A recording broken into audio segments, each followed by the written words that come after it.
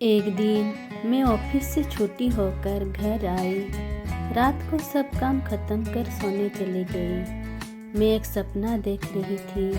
सपने में मेरी आत्मा शरीर से निकलकर चली जा रही है। बहुत ऊपर चली जा रही है। जैसे लग रही थी मानो ये सपना नहीं बल्कि सच है। मैं बहुत डरी हुई थी। मेरी आत्मा ऊपर चली जा रही थी। उसके बाद मैंने आकाश को खुलते हुए देखा, लेकिन मैं कुछ भी देख नहीं सकती थी, क्योंकि वहाँ से निकलता रोशनी बहुत तेज थी और वहाँ किसी की आवाज़ सुनाई पड़ी। उसने कहा, तुम सब देखोगे। उसके बाद मेरी आत्मा जितनी रफ्तार से ऊपर गई थी, उतनी ही रफ्तार से मेरी आत्मा शरीर में आ गई। मैं चौंक गई। मेरी आंखें खुल गई, जैसे खुला आँख में सपना देख रही थी।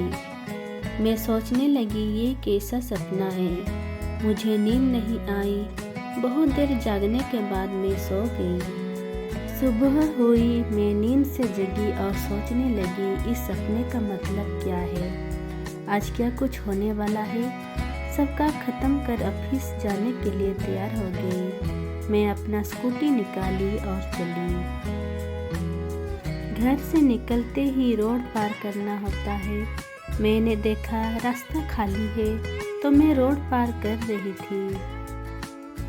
तब बाइक वाला इतना स्पीड से आया, मेरी स्कूटी को इतना जोर से मारा कि मेरी स्कूटी नीचे गिर गई और मैं वहाँ खड़ी रह गई। मुझे कुछ भी चोट नहीं लगा था। बाइक वाला को भी कुछ नहीं हुआ। उसने माफ़ी मांगा और चला गया। मैं सोचने लगी, मेरी सपने का मतलब यही था। मुझे कुछ होने से पहले ही भगवान ने मुझे बचा लिया। वो आवाज़ भगवान की थी।